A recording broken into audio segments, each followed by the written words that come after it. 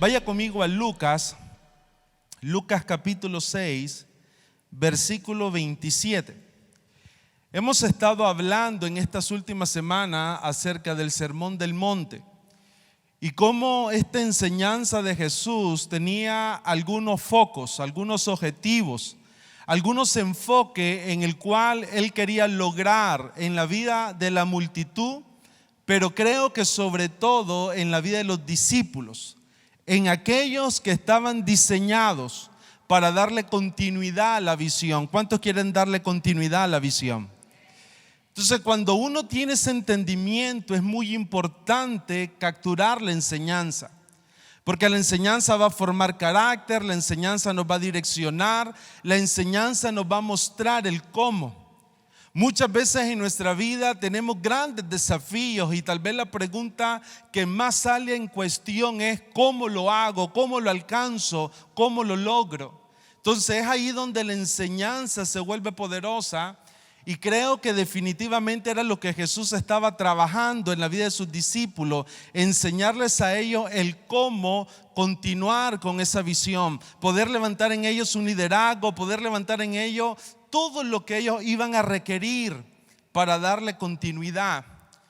Y en Lucas capítulo 6, el sermón usted lo puede encontrar en Mateo y en Lucas, entramos a una parte donde creo que Jesús entra a una de las necesidades más importantes del ser humano y de cada uno de nosotros. Porque Jesús comienza a tocar un tema que cuando lo estudiaba, si yo lo pudiera resumir en una sola palabra, es un tema muy valioso porque tiene que ver con esta palabra, relaciones. Diga conmigo, relaciones. Todos nosotros nos relacionamos.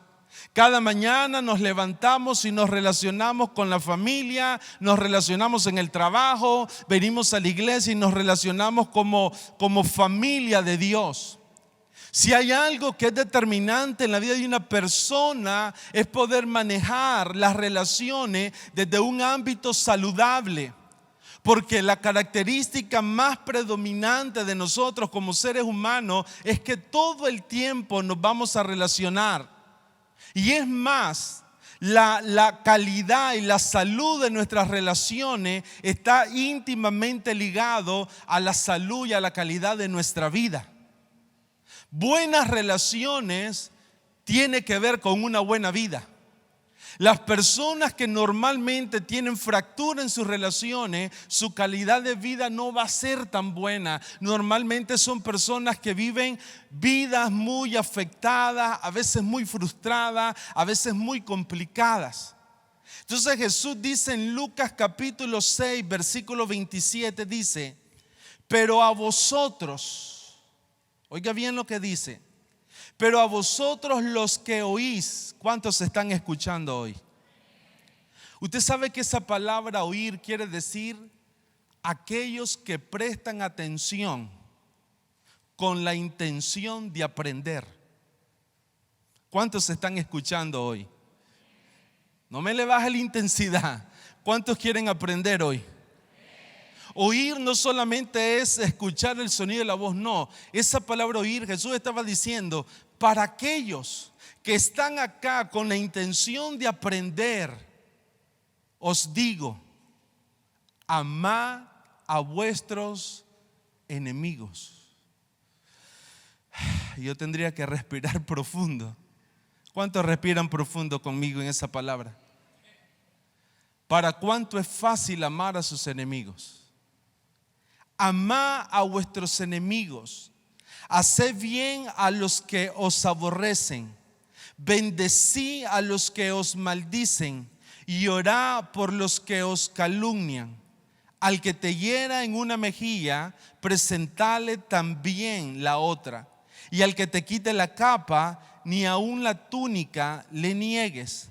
A cualquiera que te pida, dale. Y al que tome lo que es tuyo, no pidas que te lo devuelva. Versículo 31. Y como queréis que hagan los hombres con vosotros, así también haced vosotros con ellos. Lo que Jesús estaba diciendo, ese versículo 31 se conoce como la regla de oro. Yo no sé cuántos de nosotros en algún momento hemos dicho en nuestra vida, en nuestro corazón: pastor, yo quisiera cumplir toda la Biblia. Yo quisiera poder vivir una vida donde la Biblia es una experiencia práctica en mi vida. Pero cuando Jesús toca la regla de oro, en Mateo también la señala, Jesús lo que dice es que en esta regla se resume la ley y los profetas. La capacidad de poder amar a nuestros enemigos, la capacidad de poder bendecir a los que nos maldicen, la capacidad de poder hacer con las personas. La regla de oro se centra en una sola cosa: es la capacidad de que usted y yo podamos hacer con las personas igualmente como queremos que ellos hagan con nosotros.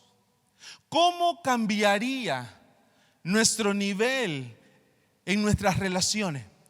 ¿Se harían más profundas o se harían más livianas? ¿Cómo cambiaría tu relación matrimonial si hoy saliéramos con la convicción y con la actitud de tratar a nuestra esposa tal como que quisiéramos que ella nos trate a nosotros?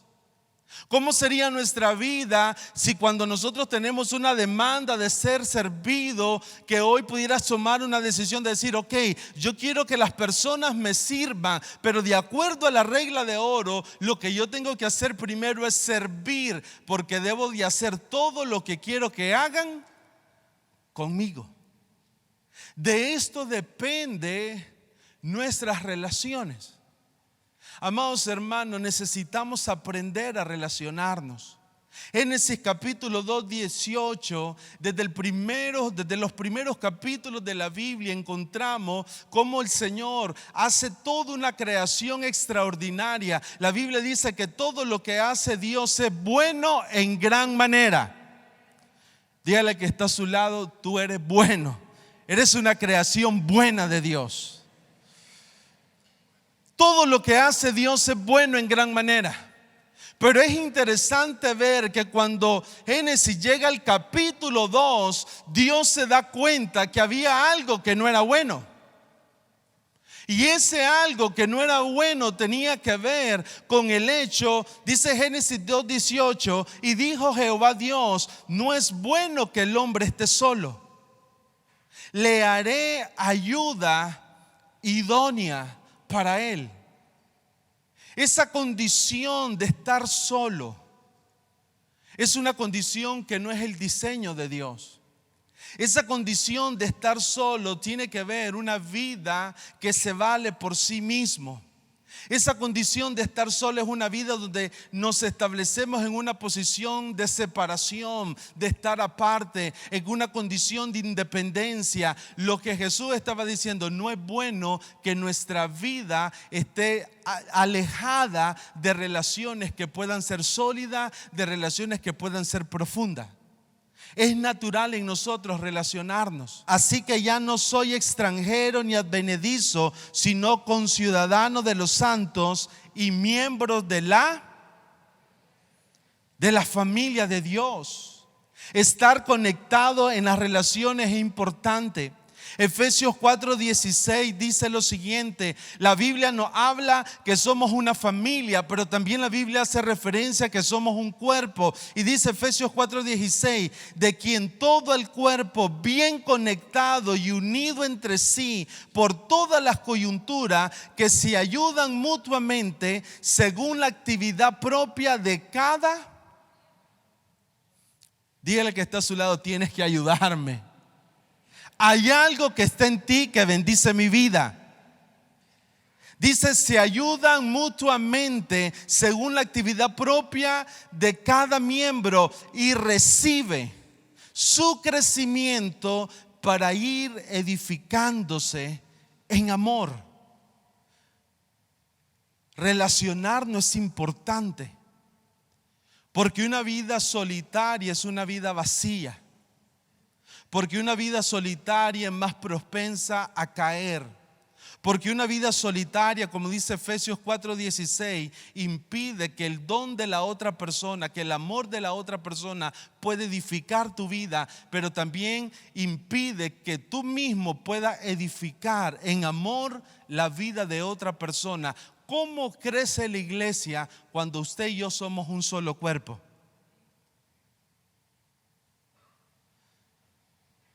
Pero es interesante ver que aunque hoy la sociedad, yo meditaba en esto, pareciera como que estamos tecnológicamente más conectados.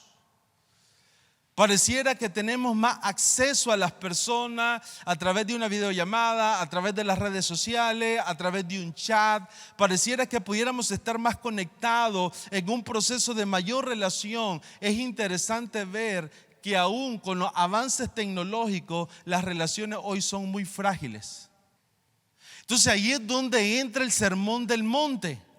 Porque Jesús en el Sermón del Monte comienza a confrontar un sistema que se basaba en un sistema religioso, legalista, que se basaba en lo que las personas podían hacer desde un ámbito externo. Pero Jesús dice ahora no, ahora vamos a trabajar lo que está dentro, vamos a trabajar las motivaciones, porque la verdadera conexión no se da por lo externo, la verdadera conexión se da por lo que hay en nuestro corazón. Nosotros podemos estar juntos hoy, pero no necesariamente estar conectados, porque para estar conectado hay una motivación que necesita ser guiada por el amor de Dios. Matrimonios que pudieran tener mucho tiempo de estar juntos, pero no necesariamente estar conectados, porque estar conectado tiene que ver con lo que verdaderamente albergamos en nuestro corazón. Entonces Jesús comienza a confrontar que no necesitamos como iglesia un sistema que se fundamente en las acciones, en la obra, si no hay vida en ese sistema, donde nace esa vida desde una genuina espiritualidad. Por eso el primer punto que yo quiero que usted tome muy claro en esta noche, porque esto nos va a ayudar a mejorar en nuestras relaciones, es mi espiritualidad, la verdadera espiritualidad se expresa en las relaciones que tengamos con los demás. ¿Cuántos son espirituales? ¿Cuántos son espirituales? ¿Cómo están tus relaciones? La verdadera espiritualidad tiene que ver con la manera en cómo nosotros nos conectamos con las demás personas, pero no solamente con las que nos hacen bien, sino también con las que pudieran traer un daño, un dolor, o tal vez te pudieras sentir incomodado.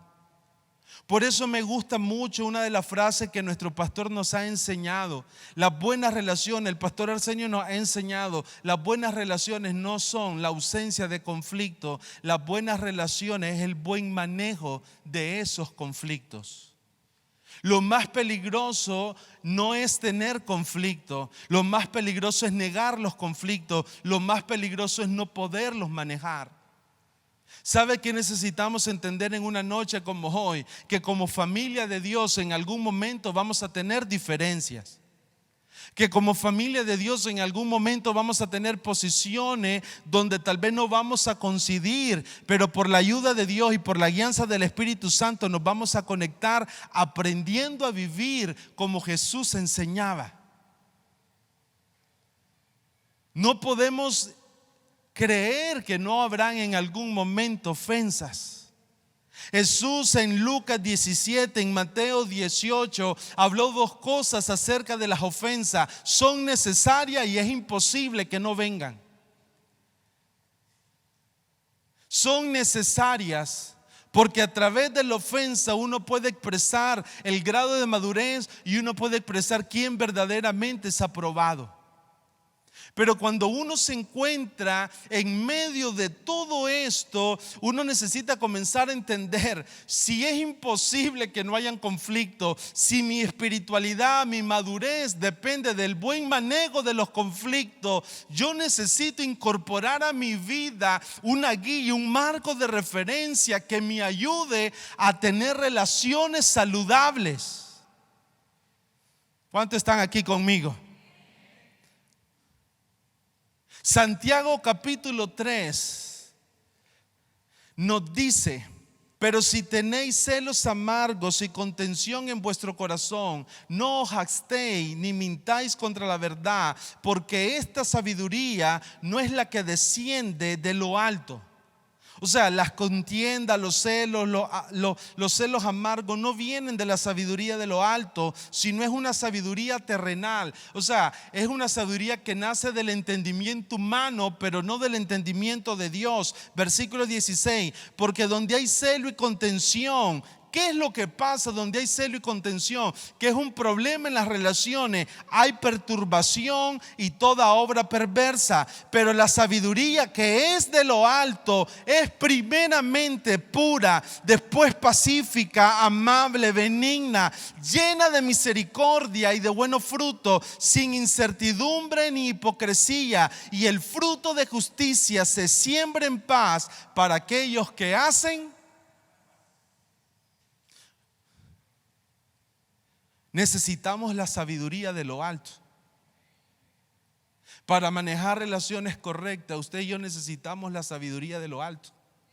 La terrenal te mantiene en el conflicto, en la contienda, en el celo, en la diferencia. La celestial es pura, benigna. ¿Saben lo que quiere decir eso? Que la sabiduría celestial es una sabiduría que nace en una motivación que no busca lo suyo. Vaya siguiéndome acá. La sabiduría terrenal es una sabiduría celestial, es una sabiduría benigna, no busca lo suyo, busca hacer el bien. Pastor, entonces, ¿cómo logramos relaciones saludables? Necesitamos adoptar esta sabiduría, una sabiduría que parte de un principio. El que siembra paz, versículo 18, cosechará. Es lo mismo, Santiago está diciendo lo mismo que dijo Jesús en la regla de oro. Todo lo que quieres que hagan contigo, tienes que hacerlo primero. Santiago lo dice diferente. El fruto, la siembra de paz va a producir. Génesis capítulo 1:11, ¿qué nos dice? Todo árbol da conforme a su género. Todos vamos a producir lo que nosotros sembramos. Entonces a veces en las relaciones hay desafíos porque hay cosas que no entendemos.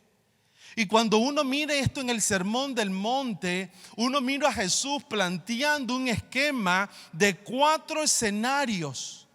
Jesús nos habla de 4 escenarios de conflicto, pero nos dice cómo los resolvemos. ¿Cuántos aman la enseñanza de Jesús?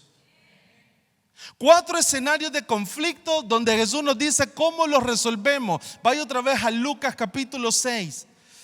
Lucas capítulo 6, versículo 27. 4 escenarios de conflicto. El primero es, dice el versículo 27. Primero, escenario de conflicto, los enemigos. Esa palabra enemigo en el original quiere decir alguien que tiene una posición contraria. Esa palabra enemigo en el original quiere decir alguien que en su manera de pensar no piensa tomando en cuenta a Dios. Enemigo ahí no solamente quiere decir alguien que te ha hecho algo malo, alguien que te ofendió, no. Enemigo es una persona que en su concepción de vida, en su expectativa de vida, tiene un pensamiento contrario al de Dios, tiene un pensamiento contrario al tuyo como un hijo de Dios. Es alguien que está en la acera del frente, pero con una posición contraria. La primera área de conflicto tiene que ver con enemigo. La segunda, dice Jesús, tiene que ver con aquellos que te aborrecen. Aborrecer en el original significa aquellos que te persiguen. Una persona cuando aborrece literalmente desarrolla una actitud de persecución. Es aquella persona que cuando usted llega al trabajo está pendiente y está encima de tu vida. Dice los que lo aborrecen. El tercer escenario es aquellos que maldicen tu vida, o sea, declaran palabras contrarias a tu vida. Y el cuarto escenario es lo que calumnian. Pero cuando Jesús toma estos escenarios de conflicto, nos da el cómo resolverlo. Mire, yo meditaba en esto y esto no es tan sencillo. Porque la palabra amar, que es la respuesta al enemigo, es una palabra que lo que quiere decir es acercarnos a la persona con buena voluntad. Amar a nuestros enemigos quiere decir que cuando yo me acerco a esa persona, la intención de mi corazón es buena. La intención de mi corazón es hacer algo correcto para con él. Amar tiene que ver con tener una buena voluntad, una buena intención, un buen actuar. Amar a nuestros enemigos incluye la palabra compasión. Es acercarme con compasión, tratando de entender lo que está viviendo la persona. Amar a nuestros enemigos tiene que ver con un principio clave. Amar tiene que ver con llevar al enemigo a volverse un amigo. Para el escenario de aborrecer, Jesús dijo: para aquellos que te aborrecen, haz el bien. Haz lo correcto, desarrolla acciones correctas. Para aquellos que te maldicen, comienza. Cuando Jesús dice aquellos que te maldicen, ¿cuál era la respuesta? ¿Qué es maldecir? Es declarar una palabra de mal en la vida de una persona. Jesús dijo: para el que te maldice, ¿qué necesitas hacer? Bendecirlo. Alguien puede decir una palabra de maldición. Una palabra de maldición no es decir estás maldito, no. Una palabra de maldición pudiera ser esta: vas a terminar mal, vas a quedar en la desgracia, te vas a morir. Esas son palabras que infunden mal. ¿Cuál es la respuesta que nosotros deberíamos de tener esa palabra? No es ojo por ojo, diente por diente, me lo hiciste, me las pagás. No, eso va a generar un conflicto superior. Es declarar una palabra de bien. Para los que nos calumnian, dijo Jesús, ¿saben cuál debería ser nuestra acción? Orar. Entonces, cuando uno comienza a ver esto, nos comenzamos a dar cuenta de que la vida cristiana y la enseñanza de Jesús tiene que romper nuestro sistema de creencias. Porque cuando uno no es cristiano y uno dice: ¿cómo es eso de poner la otra mejilla? Poner la otra mejilla es un sentido de debilidad. Yo no voy a poner la otra mejilla. Pero cuando uno va al consejo de Dios, se va a dar cuenta que la única manera en que tus relaciones puedan continuar para que los propósitos de Dios se cumplan en tu vida, tiene que ver con estar cumpliendo esta ley. Si quieres amor, da amor.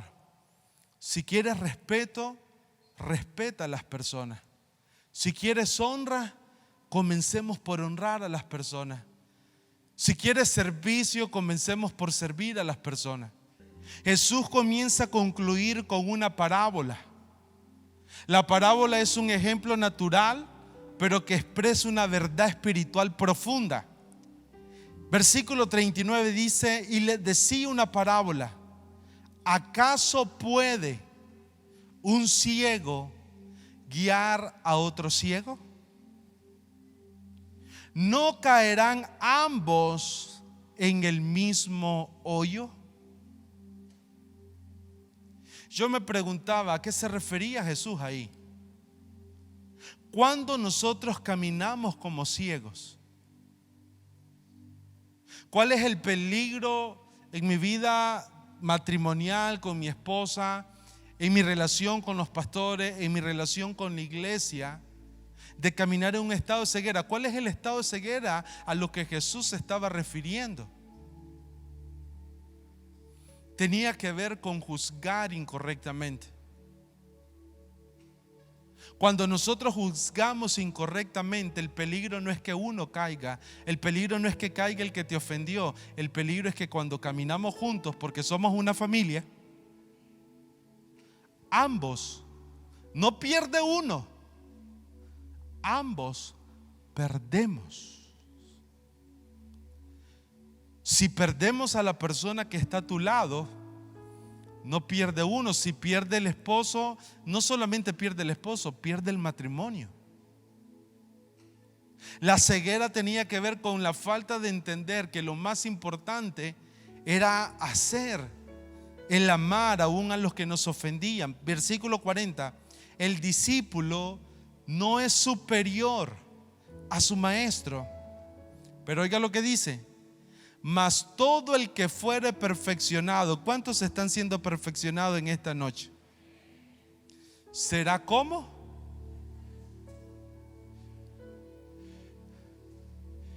Quiero decirle algo. Yo sinceramente, vamos a orar. Yo quisiera que oráramos y que esto se solucionara de una vez por todas y tus relaciones fueran sanas. Pero Jesús dijo una palabra muy clave: perfeccionado. Es una obra que debe continuar en el tiempo hasta que se completa. Lo que yo quiero decirte en esta noche es que amar a nuestros enemigos, bendecir a los que nos maldicen, hacer el bien a los que nos aborrecen, orar por los que nos calumnian, no es algo que lo vas a hacer hoy. Es algo que está diseñado para que lo pongamos en práctica todos los días de nuestra vida. ¿Saben cuál es el deseo de mi corazón en esta noche? Que cuando llegues a tu casa puedas poner en práctica esto. Que los mejores momentos en tu vida los comiences a vivir en la familia del hogar, pero que después los comencemos a vivir en la familia de Dios. Y nos podamos llevar bien y podamos vivir los propósitos de Dios cumplidos y podamos vivir lo que Dios ha preparado para nosotros.